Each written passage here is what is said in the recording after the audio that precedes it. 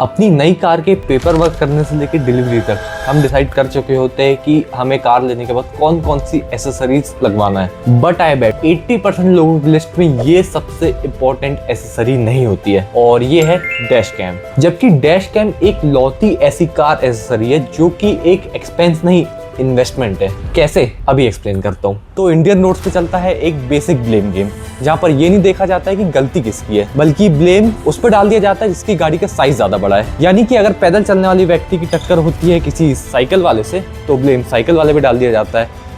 और अगर किसी साइकिल वाले व्यक्ति की टक्कर होती है बाइक वाले से, तो ब्लेम बाइक वाले पे डाल दिया जाता है। और अगर किसी बाइक वाले की टक्कर होती है किसी कार वाले से, तो ब्लेम सीधा सीधा कार वाले पे डाल दिया जाता है। और अगर कार और ट्रक के बीच टक्कर हो, तो अब आप समझ गए होंगे कि ब्लेम किस पे डाला जाएगा। और अगर इस ब्लेम गेम में आप अपने आप को इनोसेंट प्रूव ना कर पाओ, तो आपको देना पड़ता है कॉम्पेंसेशन। और कॉम्पेंसेशन कितना हो सकता है ये इस पे डिपेंड करता है कि आपकी किस्मत कितनी खराब है। यानी कि ये कॉम्पेंसेशन मिनिमम 4 डिजिट में भी हो सकता है और 6 या 7 डिजिट में भी हो सकता है। सीधे शब्दों में कहूँ तो हजारों से लेके लाखों तक भी हो सकता है। और कुछ केसेस में तो कॉम्पेंसेशन की बात बाद में होती है और आपके साथ फिजिकल असॉल्ट पहले हो जाता है। और स्पेशली आप अपने स्टेट के बाहर हो, तब तो ये होने के चांसेस और भी ज्यादा होते हैं। और कुछ लोग तो ऐसे होते हैं कि उनको पता होता है कि गलती उनकी है, लेकिन फिर भी वो इस ब्लेम गेम का फायदा उठाते हुए ब्लेम आप पे डाल देते हैं कॉम्पेंसेशन लेने के चक्कर में। तो ऐसे कुछ टाइम्स में डैश कैम एक थर्ड आई की तरह है जो कि हमेशा आपके साथ रहता है, और ये एक लौती ऐसी चीज है जो कि गवाही दे सकती है कि आप इनोसेंट हो। तो आई होप कि अब आपको समझ में आ गया होगा कि डैश कैम क्यों इतना इम्पोर्टेंट है। वैसे इस डैश कैम वाली वीडियो के लिए काफी सारी रिसर्च लगी है, मेरी काफ़ी टाइम लग गया रिसर्च करने में। तो मैं इस चीज़ की गारंटी देता हूँ कि वीडियो को बिल्कुल आखिर तक देखना, और एट द एंड आपके पास डैश कैम से रिलेटेड हर छोटी से छोटी इन्फॉर्मेशन होगी और आप अपने लिए एक परफेक्ट डैश कैम डिसाइड कर पाओगे। तो सबसे पहला पॉइंट है नंबर ऑफ चैनल्स। अब सीधे शब्दों में कहूँ तो number of channels equal to number of cameras. इसमें टोटल 5 टाइप्स है: single channel, dual channel, triple channel, quad channel और 360 डिग्री। यानी कि सिंगल चैनल में ओनली फ्रंट डैश कैम होता है, डुअल चैनल में front plus rear dash cam होता है, और ट्रिपल चैनल में भी front plus rear dash cam होता है। लेकिन इसमें फ्रंट डैश कैम में एक और लेंस ऐड हो जाता है जो कि केबिन फेसिंग होता है और केबिन के अंदर का सब कुछ रिकॉर्ड करता है। क्वाड चैनल भी ट्रिपल चैनल डैश कैम जैसे ही होता है, बस इसमें रियर डैश कैम में एक और लेंस ऐड हो जाता है जो कि बैक साइड से केबिन के अंदर का सारा कुछ रिकॉर्ड करता है। और एट लास्ट 360 डिग्री, आपको नाम से ही समझ में आ रहा होगा, ये कैमरा पूरा 360 डिग्री व्यू में रिकॉर्ड करता है, यानी कि ऑल डायरेक्शंस में।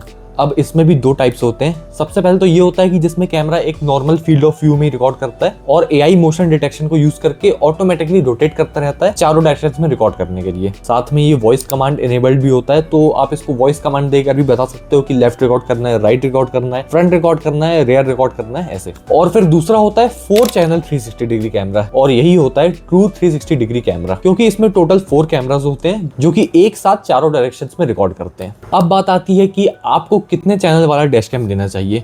तो सबसे पहली चीज तो मैं आपको रिकमेंड करूंगा कि आप सिंगल चैनल डैश कैम बिल्कुल भी मत लेना, क्योंकि एक्सीडेंट्स केवल सामने से नहीं होते हैं, पीछे से भी हो सकते हैं। यानी कि सिंगल चैनल डैश कैम में रियर एंड कोलिजन रिकॉर्ड नहीं होता है, जिससे कि डैश कैम होते हुए भी आप मुसीबत में फंस सकते हो, क्योंकि आपके पास कंप्लीट एविडेंस नहीं होगा। इसलिए मैं आपको रिकमेंड करूंगा कि एटलीस्ट आपको डुअल चैनल डैश कैम तो लेना ही है, जिससे कि आपके फ्रंट और रियर एंड कोलिजन दोनों ही रिकॉर्ड होंगे और आपके पास कंप्लीट एविडेंस रहेगा। अगर जरूरत पड़े तो बिल्कुल बजट इंक्रीज करने का ट्राई करो, लेकिन at least dual channel dash cam ही लेना। वैसे वीडियो के एंड में मैं आपको एक बजट डैश कैम भी दिखाऊंगा जो कि मैं खुद भी यूज करता हूँ। अब बात करें ट्रिपल चैनल डैश कैम की, तो ये सबसे ज्यादा यूजफुल होता है कमर्शियल व्हीकल्स के लिए। अब अगर आप टैक्सी ड्राइवर हो तो कई बार पैसेंजर्स पेमेंट को लेकर डिस्प्यूट करते हैं, आपसे मिसबिहेव करते हैं और कई बार तो फॉल्स एलिगेशंस भी लगाते हैं। तो आपको अपनी टैक्सी में ये ट्रिपल चैनल डैश कैम लगा के रखना चाहिए, जिससे कि केबिन के अंदर का सारा वीडियो और ऑडियो इसमें रिकॉर्ड होगा और लेटर ऑन आप इस प्रूफ को यूज कर सकते हो अपनी बेगुनाही साबित करने के लिए। दूसरी चीज, अगर आप एक कमर्शियल व्हीकल ओन करते हो जैसे कि ट्रक, टेम्पो, कैब, और इन व्हीकल्स को आप ड्राइवर्स के भरोसे छोड़ते हो, तो आपको उसमें triple channel dash cam install करके रखना चाहिए, क्योंकि इन केस अगर आपके ड्राइवर से कभी भी एक्सीडेंट होता है तो उस केस में व्हीकल तो आपका सीज होगा, नुकसान आपका है। तो ऐसे समय में आपको पता करना पड़ेगा कि क्या सच में ड्राइवर की गलती है या नहीं, तो उसमें काम आता है triple channel channel dash cam. अब क्योंकि आपके पास फ्रंट की रिकॉर्डिंग है, रियर की रिकॉर्डिंग है और केबिन के अंदर की भी रिकॉर्डिंग है, तो आप आराम से रिकॉर्डिंग देखकर पता लगा सकते हो कि गलती आपके ड्राइवर की है या फिर सामने वाले की। साथ में इससे आप अपने ड्राइवर को मॉनिटर भी कर सकते हो कि ड्राइवर कहाँ जा रहा है, कब क्या कर रहा है और कहीं कोई इलीगल एक्टिविटी में आपका व्हीकल यूज तो नहीं कर रहा है। तो इसलिए triple channel dash cam commercial vehicles के लिए सबसे ज्यादा यूजफुल है। हाँ, अगर आप अपनी प्राइवेट व्हीकल्स में भी लगाना चाहो तो आप लगा सकते हो। अब आ जाते हैं क्वाड चैनल और 360 डिग्री डैश कैम्स में। तो मुझे एज सच इनकी कुछ खास जरूरत नहीं लगती है। Dual channel and triple channel dash cams are more than enough. और दूसरी चीज, आपको क्वाड चैनल और 360 डिग्री डैश कैम्स के कोई ज्यादा ऑप्शंस भी नहीं मिलेंगे। बहुत कम ही ब्रांड्स ये ऐसे डैश कैम्स बनाते हैं। बट हाँ, इन कैमरास का एक फायदा है कि ये आपको एक्स्ट्रा एविडेंस प्रोवाइड करते हैं which can be useful in rarest of the rare cases. In short, शायद ही कभी आपको इस एक्स्ट्रा एविडेंस की जरूरत पड़े। तो अगर आपको लगता है कि आपको इन कैमरास का कोई यूज केस है तो डेफिनेटली आप इनको बाय कर सकते हो। थोड़े कॉस्टली भी ये कैमरास होते हैं। अब सेकंड पॉइंट पर आ जाते हैं, video resolution. Dash camps available होते हैं 1080p, 2K, 2.5K और 4K में। और एक चीज मैं पहले ही बता दूं, higher resolution does not always mean a better video quality, क्योंकि अच्छी वीडियो क्वालिटी के लिए एक और फैक्टर इंपॉर्टेंट होता है जो कि मैं आपको नेक्स्ट पॉइंट में बताऊंगा। बाकी सबसे पहले मैं ये एक्सप्लेन करता हूँ कि रेजोल्यूशन एक्चुअली होता क्या है और डैश कैम में रेजोल्यूशन क्यों इंपॉर्टेंट होता है। So resolution represents pixel quantity available in a video. Pixels कुछ इस तरह के स्मॉल डॉट्स होते हैं जो कि मिलकर एक इमेज या वीडियो बनाते हैं। फॉर एग्जाम्पल, एक 1080p रेजोल्यूशन वाले वीडियो में होते हैं अराउंड 20 लाख पिक्सल्स और एक 4K वीडियो में होते हैं around 83 lakh pixels. In short, video में जितने ज्यादा पिक्सल्स होंगे उस वीडियो में उतनी ही ज्यादा डिटेल कैप्चर होगी, जिससे कि डिस्टेंट ऑब्जेक्ट्स भी क्लियरली कैप्चर होते हैं और जब आप उन पे जूम करोगे तो उसमें आपको प्रॉपर डिटेल्स दिखाई देगी। अब डैश कैम के केस में इसका सबसे ज्यादा यूजफुल केस है नंबर प्लेट्स कैप्चर करने के लिए। फॉर एग्जाम्पल, किसी व्हीकल ने हिट एंड रन किया, अब वो तो तेज स्पीड में बहुत आगे निकल गया है, तो अगर आपके डैश कैम का रेजोल्यूशन अच्छा रहेगा तो उस वीडियो में आप जूम करके उस दूर जा चुकी व्हीकल का भी नंबर प्लेट आराम से कैप्चर कर सकते हो और नंबर रीडेबल रहेगा। प्लस इससे आप उस व्हीकल का मेक एंड मॉडल भी आराम से पहचान सकते हो और उस व्हीकल में अगर कुछ स्पेशल साइन है या कुछ मार्क है तो वो भी वीडियो में क्लियरली कैप्चर होगा और इसकी मदद से उस व्हीकल को और आसानी से ढूंढा जा सकता है। और अगर कोई रोड रेज हो रही है तो उसमें लोगों के फेसेस भी एकदम क्लियरली कैप्चर होंगे और रोड साइंस, लेन मार्किंग्स और ट्रैफिक साइंस ये सब भी कैप्चर हो जाएंगे। सो डैश कैम का प्राइमरी पर्पस होता है एविडेंस प्रोवाइड करना और वीडियो जितना ज्यादा क्लियर होगा उतना ही ज्यादा एविडेंस उस वीडियो से मिल पाएगा। अब ये तो वीडियो क्वालिटी अफेक्ट करने वाला एक फैक्टर हो गया। अब आ जाते हैं दूसरे फैक्टर पर, यानी कि इमेज सेंसर। रेजोल्यूशन ये बताता है कि वीडियो में कितने पिक्सल्स हैं, तो वहीं इमेज सेंसर ये डिसाइड करता है कि उन पिक्सल्स की क्वालिटी कैसी होगी। ये सेंसर कैमरे का वो पार्ट होता है जो कि लाइट कैप्चर करता है, यानी कि ये सेंसर जितना अच्छा होगा उतने ही बेटर वीडियो क्वालिटी निकल कर आएगी। अब अच्छा सेंसर कैसे पहचाने, वो बताने से पहले मैं आपको ये बताता हूँ कि एक डैश कैम में अच्छा सेंसर क्यों जरूरी होता है। तो सबसे पहली चीज है नंबर प्लेट रीडेबिलिटी। अब डे टाइम में तो ऑलमोस्ट सारे सेंसर्स नंबर प्लेट को आराम से कैप्चर कर लेते हैं, लेकिन रात के टाइम में क्योंकि लाइट कम होती है तो जो एवरेज सेंसर्स होते हैं वो नंबर प्लेट्स को उतने अच्छे से कैप्चर नहीं कर पाते हैं। वीडियो थोड़ा सा ब्लरी होता है, नॉइजी होता है। In short, number plate read ही नहीं कर सकते हो आप। और इन सेंसर्स का लाइट कंट्रोल भी अच्छा नहीं होता है, तो जो सामने से आने वाले व्हीकल्स होते हैं उनकी हेडलाइट को ये प्रॉपर्ली बैलेंस नहीं कर पाता है, जिसकी वजह से ना तो उस व्हीकल का मेक एंड मॉडल अच्छे से दिख पाता है और ना ही number plate. In short, glare इतना होता है कि वीडियो में उस चमकती हुई हेडलाइट के अलावा शायद ही कुछ और विजिबल हो पाए। और डे टाइम में भी अगर कोई व्हीकल बहुत फास्ट मूव कर रहा है तो उसमें भी वीडियो उतना शार्प नहीं होता है, जिसकी वजह से डिटेल्स कैप्चर नहीं हो पाती प्रॉपर्ली। हाँ, अगर स्ट्रीट लाइट्स प्रॉपर है और आपकी कार की हेडलाइट्स अच्छी है तो फिर उस केस में एवरेज सेंसर्स भी सही काम कर लेते हैं। तो अब मैं आपको बताता हूँ कि कैसे आपको पता करना है कि कैमरे में अच्छा सेंसर है या नहीं। तो यहाँ पर आपको जस्ट दो वर्ड्स देखते हैं, स्टारविस और IMX। तो ये सेंसर का नाम है और ये सेंसर है सोनी का। अब सोनी का है तो मुझे बताने की जरूरत नहीं है कि इस सेंसर की वीडियो क्वालिटी अच्छी होती है। यहाँ पर स्टारविस सेंसर की जनरेशन बताता है, यानी कि स्टारविस 1, स्टारविस 2, और ये जो IMX है ये एक स्पेसिफिक मॉडल बताता है। अब इसका ये मतलब बिल्कुल भी नहीं है कि ये स्टारविस सेंसर्स ही अच्छे होते हैं और बाकी जो नॉन ब्रांडेड सेंसर्स है वो बिल्कुल बेकार है। हाँ, कुछ नॉन ब्रांडेड सेंसर्स भी अच्छे हो सकते हैं। तो अगर आप कोई भी ऐसे नॉन ब्रांडेड सेंसर वाला डैश कैम खरीद रहे हो तो सीधे जाकर उस डैश कैम का यूट्यूब में रिव्यू वीडियो देख लेना।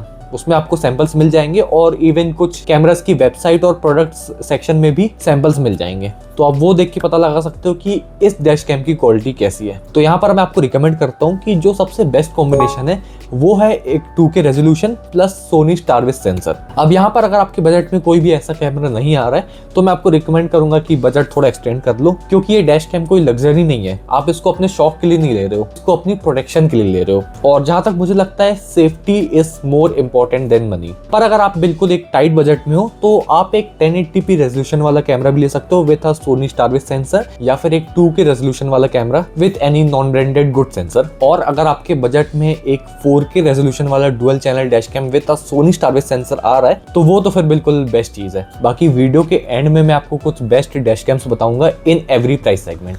अब नेक्स्ट पॉइंट है FOV यानी कि फील्ड ऑफ व्यू। इससे ये पता चलता है कि कैमरा एक फ्रेम में रोड का कितना एरिया कैप्चर करेगा। तो FOV जितना ज्यादा होगा उतना ही बेटर होगा, ऐसा आप सोच रहे होगे, पर मैं आपको बता दूं कि ऐसा नहीं है। अगर आपके कैमरे का फील्ड ऑफ व्यू बहुत ज्यादा है तो आपका वीडियो कॉर्नर से डिस्टॉर्ट होगा, इमेजेस थोड़ी ज्यादा स्ट्रेच दिखाई देगी और एक फिश आई इफेक्ट क्रिएट होगा, जिसकी वजह से नंबर प्लेट्स को रीड करना थोड़ा मुश्किल पड़ेगा। इसलिए जो बेस्ट फील्ड ऑफ व्यू होता है वो होता है 130 डिग्री से लेके 160 डिग्री तक, और मोस्टली आपको कैमराज में 140 डिग्री का फील्ड ऑफ व्यू मिलेगा, जो कि सबसे बेस्ट होता है, एकदम स्वीट स्पॉट है ये। अब आ जाते हैं कुछ ऑप्शनल फीचर्स पे, यानी कि ये फीचर्स किसी के लिए तो यूजफुल है और किसी के लिए यूजफुल नहीं है। तो इसका सबसे पहला पॉइंट है GPS। तो आपने कभी ना कभी एक ऐसी डैश कैम फुटेज देखे होंगे जिसमें कि बॉटम साइड में कुछ लाइव डेटा दिखाई देता है, जैसे कि स्पीड, एग्जैक्ट लोकेशन, कोऑर्डिनेट। तो ये सब पॉसिबल हो पाता है GPS की मदद से। अब डैश कैम में GPS नेविगेशन के लिए नहीं होता है, उससे आप नेविगेशन नहीं कर सकते हो। डैश कैम में GPS का काम होता है सिर्फ ये डेटा देना, और इस डेटा के साथ साथ आपका डैश कैम GPS की मदद से आपका टोटल ट्रेवल रूट रिकॉर्ड करता है, जो कि आप अपने डैश कैम ऐप के अंदर ही मैप में देख सकते हो। तो अगर आप एक लॉन्ग ट्रिप में गए हो और देखना चाहते हो कि आपने किस रूट पे टोटल ट्रेवल किया है, तो वो आप इसकी मदद से देख सकते हो। तो अब बात आती है कि ये जो लाइव डेटा मिल रहा है एग्जैक्टली इस डेटा का यूज क्या है और कहां पर ये यूजफुल होता है। तो ये जो live speed, exact location, coordinates, time, date, entire travel route, ये जस्ट एक एक्स्ट्रा एविडेंस है जो कि कुछ केसेस में यूजफुल हो सकता है। फॉर एग्जांपल एक एक्सीडेंट के टाइम पे सामने वाले से आपका डिस्प्यूट हो जाता है ओवर स्पीडिंग के ऊपर, कि सामने वाला आपको बोलता है कि भाई आप ओवर स्पीडिंग कर रहे थे इसलिए एक्सीडेंट हुआ। तो क्योंकि आपकी डैश कैम फुटेज में लाइव स्पीड भी आ रही है तो आप उसको ये फुटेज निकाल कर दिखा सकते हो कि ये देखो मैं ओवर स्पीडिंग नहीं कर रहा था, मैं स्पीड लिमिट के अंदर ही था। दूसरी चीज, आपने कभी ना कभी ऐसा केस जरूर सुना होगा जहां पर पुलिस एक स्लोप में इंटरसेप्टर के साथ खड़ी होती है। इंटरसेप्टर यानी कि वो व्हीकल जिसमें की स्पीड गन होती है जो कि आपकी व्हीकल की स्पीड रिकॉर्ड करती है। तो कई बार पुलिस ऐसे स्लोप में इंटरसेप्टर लेके खड़ी हो जाती है, क्योंकि क्या होता है कि किसी भी हाईवे की जैसे स्पीड लिमिट है 80, तो आप तो बढ़िया 80 की स्पीड लिमिट के अंदर ही चल रहे हो, लेकिन क्या होता है कि जैसी आपकी गाड़ी स्लोप में आती है तो उसमें ऑब्वियसली अब स्लोप है तो गाड़ी की स्पीड स्लोप के से थोड़ी बढ़ जाती है, और उसी समय उस स्पीड गन में आपकी स्पीड 80 से ऊपर रिकॉर्ड हो जाती है और पुलिस आगे आपको रोक लेती है, आपका चालान काट देती है ओवर स्पीडिंग का। तो उस केस में आपकी फुटेज पुलिस को दिखा सकते हो कि देखो मैं स्पीड लिमिट के अंदर ही चल रहा था, जैसे ये स्लोप आया तो बस स्लोप की वजह से स्पीड बढ़ी है। तीसरी चीज, आपका कहीं पर एक्सीडेंट होता है तो उस एक्सीडेंट की एग्जैक्ट लोकेशन आपके पास आपकी फुटेज में रहेगी, जो कि पुलिस रिपोर्ट्स में हेल्पफुल हो सकती है, और कभी कभी इंश्योरेंस क्लेम के टाइम पे भी ये इन्फॉर्मेशन यूजफुल होती है। प्लस लॉन्ग रोड ट्रिप्स में जो आपकी जर्नी रिकॉर्ड रहती है वो तो मैंने आपको ऑलरेडी बता ही दिया है। और ये GPS वाला फीचर कॉमर्शियल व्हीकल्स के लिए भी काफी यूजफुल होता है। तो डैश कैम में GPS होना एक यूजफुल फीचर है पर मैंडेटरी नहीं है। अगर आपको सच में लगता है कि ये जो एक्स्ट्रा एविडेंस है ये आपके लिए कभी यूजफुल हो सकता है तो हाँ, फिर आप एक GPS वाला डैश कैम ले सकते हो। अदरवाइज रेजोल्यूशन और एक अच्छा कैमरा सेंसर प्रेफर करना ज्यादा बेटर होगा ओवर GPS। अब नेक्स्ट पॉइंट है पार्किंग सर्वेलेंस। अगर आपके डैश कैम में ये फीचर नहीं है then after turning off the ignition आपके डैश कैम को पावर नहीं मिलेगा। पर अगर आपके डैश कैम में ये फीचर है तो गाड़ी का इग्निशन टर्न ऑफ करने के बाद भी आपके डैश कैम को पावर मिलता रहेगा और वो रिकॉर्डिंग करता रहेगा। तो अब ये यूजफुल क्यों है? तो देखो, अगर आप अपनी कार को कोई अनसेफ जगह पर पार्क करते हो, लेट्स से आपकी परमानेंट पार्किंग ही कोई अनसेफ जगह है, कोई ओपन ग्राउंड है या कोई कहीं पे रोड के साइड में, तो तब चांसेस होते हैं कि कोई आपकी कार को आके हिट कर दे, कोई अपनी व्हीकल से आपकी कार में आकर बम्प कर जाए, स्क्रैच कर दे, कोई डैमेज कर दे या फिर चोरी करने का अटेम्प्ट करे। So in such case you will have a video evidence. तो सबसे पहली चीज इसके लिए आपको चाहिए होता है एक SIA हार्डवायर किट। इसकी मदद से आप अपने कैमरे को डायरेक्टली अपनी कार के फ्यूज बॉक्स में कनेक्ट कर सकते हो, जिससे कि इग्निशन बंद करने के बाद भी आपके कैमरे को पावर मिलता रहेगा। और बिना इस हार्डवायर किट के आप अपने कैमरे का पार्किंग सर्वेलेंस वाला फीचर यूज नहीं कर सकते। सकते हो। और मोस्ट ऑफ द केसेस में आपको इस हार्डवेयर किट को अलग से खरीदना पड़ेगा। इसकी कॉस्ट अराउंड 1000 से लेकर 3000 के बीच में है, डिपेंडिंग ऑन कि आप किस ब्रांड का ले रहे हो। जैसे कि मेरा जो डैश कैम है उसमें भी ये मुझे फ्री मिला था बॉक्स के अंदर ही। अब डैश कैम में total 3 types of parking surveillance होते हैं। सबसे पहला इम्पैक्ट डिटेक्शन। अब इसमें पूरे time camera stand by mode पे रहता है और जैसे ही आपकी कार से कोई टकराता है या फिर आपकी कार को कोई टच करता है तो वैसे ही ये कैमरा रिकॉर्डिंग करना स्टार्ट कर देता है। दूसरा होता है मोशन डिटेक्शन। इसमें भी कैमरा पूरे टाइम स्टैंड बाय मोड पे रहता है, लेकिन जैसे आपकी कार के आसपास कोई भी मोशन होता है, जैसे कि कोई सामने से गया, कोई पीछे से गया या फिर कुछ भी हलचल हुई, तो कैमरा तुरंत रिकॉर्डिंग स्टार्ट कर देता है। तीसरा होता है टाइम लैप्स पार्किंग मोड। इसमें आपका कैमरा पूरे टाइम ऑन रहता है और रिकॉर्डिंग करता रहता है। वो नॉर्मल रिकॉर्डिंग नहीं होती है। उस टाइम कैमरा बहुत ही लो FPS में रिकॉर्ड कर रहा होता है, जैसे कि 1 या 2 FPS में, जिससे कि पहली बात तो स्टोरेज बचती है और दूसरी चीज कैमरा बहुत ही कम पावर लेता है। सो पार्किंग सर्वेलेंस वाला फीचर यूज करने के लिए आपके डैश कैम में ये फीचर होना चाहिए। ऐसा नहीं है कि सारे डैश कैम में ये चल जाएगा। जिस भी डैश कैम में ये फीचर होता है केवल उसमें चलता है और मोस्टली डैश कैम्स में आपको पार्किंग सर्वेलेंस वाला फीचर मिलता ही है। और कैमरा रिलेटेड टाइम जो स्पेक शीट होती है और जो इमेजेस होती है उसमें ये फीचर मेंशन होता है अगर कैमरे में होगा तो। बाकी अब आप में से सब लोगों के मन में ये एक सवाल होगा कि जब पूरे टाइम कैमरा पावर लेता रहेगा पार्किंग सर्विलेंस मोड में तो इससे तो हमारी कार की बैटरी डेड हो जाएगी। तो मैं आपको बता दूं कि ऐसा कुछ भी नहीं होगा। इस हार्डवेयर किट में एक फीचर होता है लो वोल्टेज कट ऑफ, जिसमें कि जैसे ही आपकी कार की बैटरी एक सेट वोल्टेज से नीचे जाती है तो ऑटोमेटिकली आपके डैश कैम का पावर कट हो जाता है, जिससे कि आपकी कार की बैटरी डेड नहीं होती है। बाकी डैश कैम में आपको फीचर मिल जाता है कि आपको पार्किंग सर्विलेंस कितने घंटों तक चाहिए या फिर ऑल टाइम ऑन चाहिए, तो वो भी आप सेटिंग से टॉगल कर सकते हो। तो अगर आपकी कार एक सेफ जगह में पार्क होती है तो फिर आपको इस फीचर की ज़रूरत नहीं है, और अनसेफ जगह में पार्क होती है तो डेफिनेटली आप इस फीचर को अपने कैमरे में देख सकते हो। अब नेक्स्ट पॉइंट है बैटरी और सुपर कैपेसिटर। ये दो वर्ड्स आपने जरूर किसी न किसी डैश कैम में देखे होंगे और आपको ये लग रहा होगा कि डैश कैम में बैटरी है तो इग्निशन ऑफ करने के बाद भी डैश कैम रिकॉर्डिंग करता रहेगा। तो मैं आपको बता दूं कि ऐसा नहीं है। डैश कैम की जो बैटरीज होती है उनकी इतनी कैपेसिटी होती ही नहीं है कि वो डैश कैम को पावर दे सके। डैश कैम में बैटरीज इसलिए होती है कि जैसे ही डैश कैम का पावर कट हो तो उस टाइम बैटरीज बस कुछ सेकंड्स के लिए डैश कैम को पावर दे दे, जिससे कि जो रिकॉर्डिंग अभी चल रही थी वो प्रॉपर्ली सेव हो सके और कैमरा प्रॉपर्ली शट डाउन हो पाए। और सुपर कैपेसिटर कुछ अलग नहीं है, ये भी एक तरह की बैटरी होती है। डिफरेंस बस इतना होता है कि बैटरी ज्यादा हीट रेजिस्टेंट नहीं होती है, और जैसे कि आपको पता है कि इंडिया में गर्मी कितनी ज्यादा पड़ती है और कार के अंदर तो टेम्परेचर अराउंड 70 डिग्रीज तक भी पहुंच जाते हैं, तो इतनी हीट में बैटरी डैमेज होती है, अपनी चार्ज होल्डिंग कैपेसिटी को भी खो देती है। वहीं कैपेसिटर ज्यादा हीट रेजिस्टेंट होता है, ज्यादा टेम्परेचर में ये खराब नहीं होता है, डैमेज नहीं होता है, आराम से सर्वाइव कर लेता है। तो इसलिए सुपर कैपेसिटर बेस्ट होते हैं इंडियन वेदर के लिए।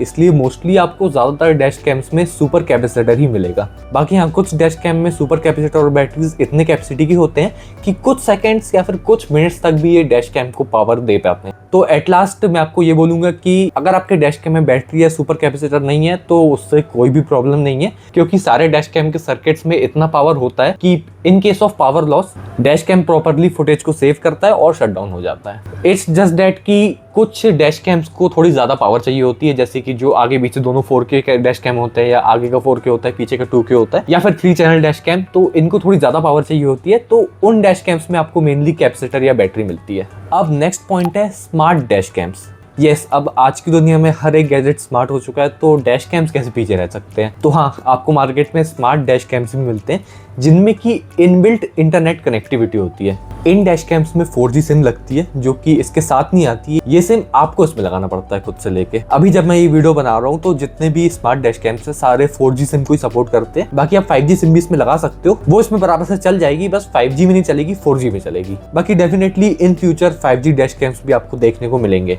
तो स्मार्ट डैश कैम्स का ये फायदा होता है कि आप इनको रिमोटली एक्सेस कर सकते हो। जिस तरह से आपके घर और ऑफिस के CCTV होते हैं ना, आप उनको कहीं पर भी एक्सेस कर सकते हो उनकी लाइव फीड, उसी तरह से आप अपने स्मार्ट डैश कैम्स की भी लाइव फीड दुनिया के किसी भी कोने में कभी भी बैठकर देख सकते हो। साथ में कार की रियल टाइम लोकेशन भी ट्रैक कर सकते हो। तो हाँ, ये dash cams as a GPS tracker भी काम करते हैं। और एक और फायदा, जो भी पर्सन आपकी कार चला रहा है आप उसकी ड्राइविंग मॉनिटर कर सकते हो कि कहीं वो ज्यादा तेज तो नहीं चला रहा है, रैशली तो नहीं चला रहा है। ये यूजफुल होता है जब आप अपने घर के बच्चों को अपनी गाड़ी दे, तो इस तरह से आप उनमें नजर रख सकते हैं। दूसरी चीज, ये कॉमर्शियल व्हीकल्स के लिए भी बहुत यूजफुल होता है, क्योंकि इसमें ओवर स्पीडिंग और एक्सीडेंट होने पे रियल टाइम नोटिफिकेशन आता है आपके फोन में, तो आपको इंस्टेंटली पता चल जाएगा कि आपके ड्राइवर ने कुछ किया है और आप आप अपने ड्राइवर को भी मॉनिटर कर सकते हो उससे। तो हाँ, ये डैश कैम्स थोड़े कॉस्टली तो होते ही है, साथ में इनमें 2 खर्चे और होते हैं। सबसे पहली चीज़ तो जो आप इनमें सिम लगा रहे हो उसमें डेटा पैक आपको डलवाना पड़ेगा, और इनमें एक और फीचर होता है जिससे कि आप दुनिया के किसी भी कोने में बैठकर अपने डैश कैम में रिकॉर्ड हुई फुटेजेस को अपने फ़ोन में डाउनलोड कर सकते हो। तो इसके लिए आपको इन कैमरास का क्लाउड सब्सक्रिप्शन भी लेना पड़ेगा, जो कि मोस्टली सारे डैश कैम्स में पहले साल तो फ्री होता है, उसके बाद से फिर ये पेड होता है। तो हाँ, अगर आपको ये एक्स्ट्रा एडवांटेजेस चाहिए तो डेफिनेटली आप एक स्मार्ट डैश कैम ले सकते हो, वरना फिर इसे छोड़ सकते हो। अब नेक्स्ट पॉइंट है ADAS, यानी कि एडवांस्ड ड्राइवर असिस्टेंट सिस्टम। अब ये फीचर ऑलरेडी आपने कार्स में देखा होगा, तो अभी ये डैश कैम में भी आता है, लेकिन डैश कैम में ये काफ़ी अलग तरीके से काम करता है। तो इसमें डैश कैम AI की मदद से डिटेक्ट करता है कि कब आप लेन चेंज कर रहे हो, कब आप अपनी सामने वाली गाड़ी के बिल्कुल पास पहुंच चुके हो, और कब आपके सामने खड़ी हुई गाड़ी मूव करना स्टार्ट कर दी है। तो इन चीज़ों के लिए डैश कैम आपको वॉइस अलर्ट देता है। ये तब यूजफुल होता है कि जब आप अटेंटिव ना हो, आप अपने बाजू में बैठे व्यक्ति से बात कर रहे हो, अपना फोन चला रहे हो, या फिर आप थोड़ी सी नींद में हो, तो उस टाइम ये अलर्ट्स काफी यूजफुल होते हैं। फिर भी मैं बोलूंगा कि ADAS कोई बहुत यूजफुल फीचर नहीं है, क्योंकि मोस्टली जो भी स्टीयरिंग व्हील के पीछे होता है वो अटेंटिव होता है। बाकी हाँ, अगर आपको लगता है कि आपको अटेंशन की थोड़ी सी दिक्कत है तो डेफिनेटली आप एक ADAS वाला डैश कैम ले सकते हो, अदरवाइज इसके लिए एक्स्ट्रा पैसे खर्च करने की कोई जरूरत नहीं है। अब इतना कुछ जान के आप अपने लिए एक परफेक्ट डैश कैम तो ले लोगे, लेकिन एक परफेक्ट डैश कैम लेने के बाद भी एक और स्टेप बचता है, जो कि है इंस्टॉलेशन। अब अपने डैश कैम तो ले लिया, तो उसको अपनी कार में इंस्टॉल भी तो करना पड़ेगा ना, या फिर करवाना पड़ेगा। तो हाँ, डैश कैम को इंस्टॉल आप अपनी कार में खुद से भी कर सकते हो, या फिर किसी लोकल शॉप जैसे कि जो भी कार एक्सेसरी शॉप होती है वहां से भी जाकर इंस्टॉल करवा सकते हो। या फिर तीसरा ऑप्शन, कुछ डैश कैम ब्रांड्स में आपको ब्रांड ऑथराइज्ड इंस्टॉलेशन भी मिलता है। तो कहाँ से इंस्टॉल करना है इस पे बाद में आते हैं। सबसे पहले मैं आपको 2 तरीके बताता हूँ जिस तरह से आप डैश कैम को अपनी कार में कनेक्ट कर सकते हो। तो सबसे पहले तो ये होता है कि जो आपकी कार में 12 वोल्ट पोर्ट है, जिसको कि सिगरेट लाइटर पोर्ट भी बोलते हैं, आप डैश कैम को उसमें कनेक्ट कर लो, उसके थ्रू पावर दे दो। और दूसरा तरीका, डायरेक्टली अपने डैश कैम को अपनी कार के फ्यूज बॉक्स में कनेक्ट कर लो। अब दोनों ही तरीके से इंस्टॉल करने में क्या डिफरेंस है ये आपको शॉर्ट में बताता हूँ। सबसे पहली चीज, 12 वोल्ट पोर्ट में कनेक्ट करना ज्यादा इजी है, वहीं फ्यूज बॉक्स में कनेक्ट करना काफी कॉम्प्लेक्स है, और ये फ्यूज बॉक्स वाला काम प्रोफेशनल करे तो ही ज्यादा अच्छा है, वरना फिर आपके कार के फ्यूज बॉक्स में आप कुछ ना कुछ डैमेज कर बैठोगे। दूसरी चीज, 12 वोल्ट पोर्ट में कनेक्ट करने से आपको सामने एक वायर लटकता हुआ दिखेगा, जो कि डैश कैम से लेके आपके 12 वोल्ट पोर्ट में जाएगा। वहीं फ्यूज बॉक्स में कनेक्ट करने में आपको कोई भी वायर नहीं दिखेगा, इवन किसी को ये भी नहीं पता चल पाएगा कि आपकी कार में डैश कैम लगा है। इतना क्लीन सेटअप होता है ये। 12 वोल्ट पोर्ट में कनेक्ट करने से आपका 12 वोल्ट पोर्ट ऑक्यूपाइड हो जाएगा, और अगर आपकी कार में सिर्फ एक ही 12 वोल्ट पोर्ट है सामने की तरफ, तो फिर आप कोई भी और एसेसरी यूज नहीं कर पाओगे जब तक आपका डैश कैम चल रहा है। वहीं फ्यूज बॉक्स पे कनेक्ट करने में आपका 12 वोल्ट पोर्ट फ्री रहेगा, तो आप उसमें कुछ भी और चीज यूज कर सकते हो। नेक्स्ट, डैश कैम का एक फीचर जो कि है पार्किंग सर्विलेंस। ये 12 वोल्ट पोर्ट में कनेक्ट करने से काम नहीं करेगा, क्योंकि जैसे ही आप कार का इग्निशन बंद करोगे तो आपके 12 वोल्ट पोर्ट में पावर आना बंद हो जाएगा, तो आपका डैश कैम नहीं चलेगा फिर। लेकिन अगर आप फ्यूज बॉक्स में कनेक्ट करोगे तो उसमें इग्निशन बंद करने के बाद भी आपके डैश कैम को पावर मिलता रहेगा, और तभी फिर आपका पार्किंग सर्विलेंस फीचर काम करेगा। और हाँ, फ्यूज बॉक्स में कनेक्ट करने के लिए आपको एक ही ऐसा हार्ड वायर किट चाहिए होता है, जिसकी मदद से आपका कैमरा फ्यूज बॉक्स में कनेक्ट होता है। और ये वायर आपको मोस्टली डैश कैम बॉक्स में नहीं मिलेगा, ये आपको अलग से खरीदना पड़ेगा, जिसकी कॉस्ट है अराउंड 1000 से लेकर 3000 के बीच। बाकी यहाँ कुछ डैश कैम्स में ये फ्री आता है बॉक्स के अंदर ही। तो यहाँ पर अगर आप 12 वोल्ट पोर्ट से कनेक्ट करते हो तो आप ये एक हार्ड वायर वाला खर्चा बचा लोगे। तो एट लास्ट अब बात आती है कि कनेक्ट करने के लिए कौन सा तरीका बेटर है। तो मैं बोलूंगा कि फ्यूज बॉक्स वाला ज्यादा बेटर है, क्योंकि इसमें बिल्कुल क्लीन सेटअप होता है, आपके एक भी वायर्स नहीं दिखेंगे, साथ में पार्किंग सर्विलेंस वाला फीचर भी चलेगा, और आपका 12 वोल्ट पोर्ट भी फ्री होगा किसी और एसेसरी के यूज करने के लिए। और मैंने भी अपने डैश कैम को कार में फ्यूज बॉक्स के थ्रू ही कनेक्ट करवा रखा है, इसमें कोई प्रॉब्लम नहीं है, यही तरीका बेटर है। बाकी अब बात आती है कि डैश कैम को खुद से इंस्टॉल करना चाहिए या फिर कहीं बाहर से इंस्टॉल करा लेना चाहिए। तो अगर आपको DIY काम करने में बहुत मजा आता है, अपनी कार के कामों में जूझना पसंद है, तो डेफिनेटली आप खुद से इंस्टॉल कर सकते हो। YouTube में काफी सारी वीडियोस आपको मिल जाएगी कि डैश कैम को कैसे इंस्टॉल करना है। पर्सनली मुझे ये कार्स 24 के ये वाले वीडियोस काफी अच्छे लगते हैं, तो अगर आप चाहो तो इन वीडियोस को देखकर भी डैश कैम को इंस्टॉल कर सकते हो। बाकी मैं बता दूं कि डैश कैम इंस्टॉल करना थोड़ी सी एक टाइम टेकिंग प्रोसेस है। अगर आप पहली बार इंस्टॉल कर रहे हो तो आपको 1 से 2 घंटे का टाइम लग जाएगा इसमें, तो इस चीज के लिए प्रिपेयर्ड रहना। दूसरी चीज, अगर आप किसी एसेसरी शॉप से इंस्टॉल कराते हो तो उसमें सबसे पहली चीज तो आपको परेशान होने की जरूरत नहीं पड़ेगी, प्लस आपका टाइम भी बचेगा। और तीसरी चीज, एक बहुत ही क्लीन सेटअप होगा। अगर आप पहली बार डैश कैम इंस्टॉल कर रहे हो ना, तो आप वायर्स को इतने अच्छे से हाइड नहीं कर पाओगे, क्योंकि अगर आपके पास डुअल चैनल डैश कैम है तो एक वायर फ्रंट डैश कैम से लेकर रियर डैश कैम तक भी जाता है, जो कि रूफ लाइनिंग के अंदर से जाता है। अब जो इस काम में प्रोफेशनल है उसको ये वायर्स हाइड करना बहुत अच्छे से आता है। तो कहीं बाहर से करा चलाओगे तो आपका बिल्कुल क्लीन सेटअप होगा, कहीं भी वायर नहीं दिखेगा, लेकिन खुद से इंस्टॉल करोगे तो मे बी आपके थोड़े बहुत वायर्स इधर उधर दिखेंगे। और हाँ, बाहर से इंस्टॉल करने में आपको थोड़े से पैसे भी खर्च करने पड़ेंगे। मैं जब अपना डैश कैम इंस्टॉल करा रहा था तो मैंने अपने यहाँ की 2 लोकल एसटीडी शॉप में पूछा, जहाँ पर एक जगह मुझे इसका प्राइस बताया गया ₹1200 और दूसरी जगह इसका प्राइस बताया गया ₹1000। तो जो ₹1200 बोल रहा था, मैंने उसको बोला कि भाई थोड़ा कम करो ऐसा वैसा, तो वो भाई ने फिर मेरे को 1000 रुपीज़ में मेरा डैश कैम इंस्टॉल करके दे दिया। तो अगर आप ये वाले पैसे भी बचाना चाहते हो तो खुद से इंस्टॉल कर लो, वरना मैं रिकमेंड करूँगा कि बाहर से इंस्टॉल कराओ। हाँ, पैसे थोड़े खर्च होंगे, लेकिन आपका टाइम बचेगा, आपको परेशान नहीं होना पड़ेगा और आपका बिल्कुल क्लीन सेटअप रहेगा। दूसरी चीज़, जो डैश कैम का अलाइनमेंट है ना, वो भी इन लोगों को प्रॉपरली पता होता है कि विंडशील्ड में किस जगह लगाना है, कितना एंगल रखना है, और ये चीज़ आपको जज करने में थोड़ा सी मुश्किल पड़ेगी। और अगर कैमरे को आप फ्यूज बॉक्स से कनेक्ट करना चाहते हो तो फिर तो बाहर से इंस्टॉल कराओ। आपसे कुछ ना कुछ फ्यूज बॉक्स में गलत हो सकता है, क्योंकि उसमें कई वो पॉइंट्स मिलाना रहता है, क्या तो उसमें रहता है नेगेटिव पॉजिटिव, क्या कनेक्ट करना रहता है कहाँ पे, तो वो चीज़ प्रोफेशनली करे तो अच्छा है। बाकी हाँ, कुछ डैश कैम ब्रांड्स खुद भी अपनी तरफ से इंस्टॉलेशन प्रोवाइड करते हैं, जो कि मोस्टली पेड होता है। जैसे कि मैंने ये क्यूबो वाला देखा था तो उसमें 1000 चार्ज लिखा हुआ था, प्लस GST भी अलग से देना पड़ेगा, वो भी ऐड होगा बाद में। और शायद कुछ महंगे वाले डैश कैम ब्रांड्स आपको फ्री इंस्टॉलेशन भी प्रोवाइड करा दे, तो वो चीज़ डिपेंड करती है। अगर ऐसा होता है तो वो आप अपने हिसाब से देख सकते हो। तो ये थी पूरी डैश कैम गाइड। मैंने आपको डैश कैम्स के बारे में पूरी इन्फॉर्मेशन दे दी है। मेरे ख्याल से कुछ भी इन्फॉर्मेशन अब नहीं बची है, और इस वीडियो के लिए रिसर्च करने में मुझे करीब 45 to 50 आवर्स लग गए। तो इसलिए मैं पूरे कॉन्फिडेंस के साथ कह सकता हूँ कि अब आपको पता होगा कि आपको अपने डैश कैम में क्या चाहिए और क्या नहीं चाहिए। अब आप अपने लिए एक परफेक्ट डैश कैम डिसाइड कर सकते हो। लेकिन अगर आप वो डैश कैम की लिस्ट के बीच में स्क्रॉल नहीं करना चाहते हो तो आपका काम थोड़ा और आसान करता हूँ। इस वीडियो के डिस्क्रिप्शन में आपको सारे प्राइस सेगमेंट्स में जो भी बेस्ट डैश कैम्स हैं उनकी लिंक मिल जाएगी। साथ में वो सारे डैश कैम्स इस वीडियो में भी टैग्ड हैं, तो बस वहां पर जाओ, देखो आपके बजट और आपको जो फीचर चाहिए उसके हिसाब से आपको जो भी डैश कैम पसंद आए आप सीधा जाकर वो ऑर्डर कर सकते हो। और अगर उस लिस्ट में कुछ dash camps out of stock दिखने लगे आपको तो जरूर से मुझे कमेंट सेक्शन में बता देना, मैं वो लिस्ट अपडेट कर दूंगा। और उस लिस्ट में जो भी डैश कैम्स है वो आपको थोड़े महंगे लग रहे हैं तो उसका भी एक सॉल्यूशन है मेरे पास। आप ये डैश कैम ले सकते हो, जो कि मैं भी पर्सनली पिछले 7-8 महीने से यूज कर रहा हूँ। ये है रो एडवांस का डैश कैम।